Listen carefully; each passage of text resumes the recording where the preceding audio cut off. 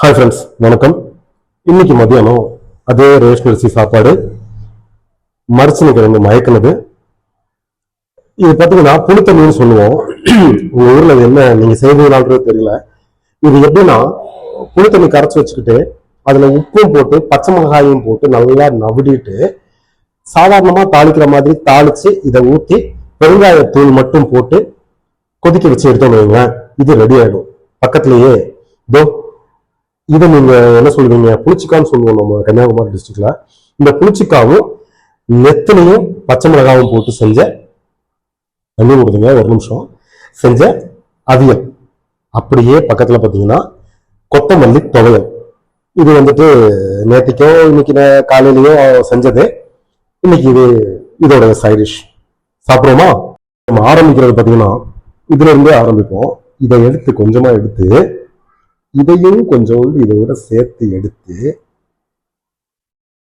பாத்தீங்களா, இதை எடுத்து இப்படி சாப்பிடணும்.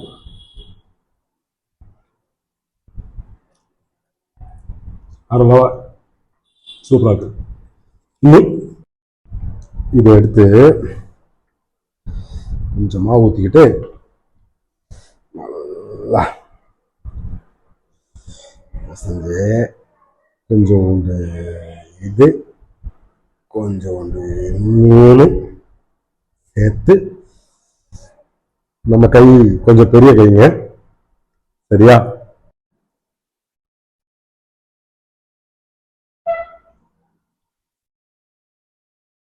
மாவு நிறைய சாப்பிட்டாதான் உடம்புல சோறுன்னு சொல்லி சொல்லி வளர்த்துட்டாங்க. அதனாலேயே கை நிறைய எடுத்து வாய் நிறைய வச்சாதான் ஒரு சாப்பிட்ட திருப்தி. இது உங்க ஊர்ல கிடைக்குமா? என்ன பேர் சொல்லுவீங்க சொல்லுங்க. ஓகே, பாய்.